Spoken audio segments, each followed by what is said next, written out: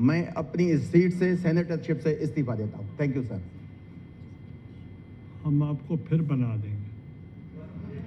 پاکستان کے ایوان بالا سینیٹ نے آئین میں 59 شقوں کو تبدیل کرنے کی کثرت رائے سے منظوری دے دی. حکومتی نمبر کم ہونے پر پی ٹی آئی کے senator Saifullah Abro, J U I F کے سینیٹر احمد خان اور بلوچستان نیشنل پارٹی مینگل کی سینیٹر نسیمہ احسان نے 27ویں آئینی ترمیم میں حکومت کا ساتھ دے کر ترمیم یقینی بنائی. سینیٹ کا اجلاس چیئرمین یوسف رضا گیلانی کی صدارت میں ہوا، جس میں وزیر قانون اعظم نذیر تارڑ نے ترامیم ایک ایک کر کے پیش کرنا شروع کی. پی ٹی آئی اراکین نے سینیٹ میں شدید احتجاج کیا. پی ٹی آئی ارکان نے بل کی کاپیاں پھاڑ کر ہوا میں اڑانا شروع کر دیں اور اپوزیشن ممبران چیئرمین سینیٹ کے ڈائس کے سامنے جمع ہو گئے. اپوزیشن کے شور شرابے میں 27ویں ترمیمی بل کی شقوار منظوری کے دوران senator Saifullah Abro P T I کے احتجاج میں شامل نہیں ہوئے. ترمیم کے حق میں 64 اور مخالفت میں 0 ووٹ ڈالے گئے. پی ٹی آئی سینیٹرز فلک ناز چترالی اور فوزیہ ارشد مسلسل چور چور کے نعرے لگاتے رہے. سینیٹ میں پاس ہونے والی مجوزہ آئینی شقوں میں سپریم کی جگہ وفاقی آئینی عدالت قائم کرنے کی منظوری دی گئی.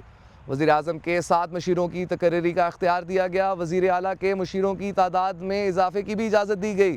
جوڈیشل کمیشن کی تشکیل 9 کے لیے سپریم کورٹ اور وفاقی آئینی عدالت کے ایک سینئر جج شامل کرنے کا فیصلہ ہوا. وفاقی آئینی عدالت کے فیصلے کا اطلاق پاکستان کی تمام عدالتوں بشمول سپریم کورٹ پر ہوگا. مفاد عامہ کے تمام مقدمات وفاقی آئینی عدالت کو منتقل ہوں گے. سپریم کورٹ کے از خود نوٹس کے اختیارات بھی ختم ہو جائیں گے. ہائی کورٹ کے ججز کو ان کی مرضی کے بغیر بھی ٹرانسفر کرنے کی اجازت ہوگی. فیصلہ نہ ماننے پر جوڈیشل کمیشن آف پاکستان سے جج اپیل کر سکتا ہے. اپیل کے خلاف فیصلہ آنے پر جج ریٹائر تصور ہوگا. آئین کے آرٹیکل 243 میں ترمیم کی منظوری دی گئی، جس کے بعد چیف آف آرمی اسٹاف کے عہدے کا نام تبدیل کر کے کمانڈر آف ڈیفنس فورسز ہوگا. Chairman joint chiefs of staff committee کا عہدہ 27 نومبر 2025 کو ختم تصور کیا جائے گا.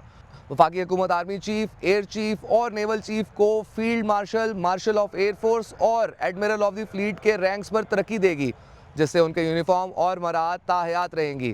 ریٹائرمنٹ کے بعد وفاقی حکومت فیلڈ مارشل، ایئر مارشل اور ایڈمرل آف دی فلیٹ کو نئی ذمہ داریاں دینے کا فیصلہ کریں گی. فیلڈ مارشل کو آرٹیکل 248 کے تحت ہر قسم کے کیسز سے مکمل قانونی استثناء حاصل ہوگا. صدر مملکت کے تمام کیسز سے تاحیات استثناء کی ترمیم بھی منظور کر لی گئی، مگر پبلک آفس ہولڈ کرنے کی صورت میں استثناء ختم ہو جائے گی.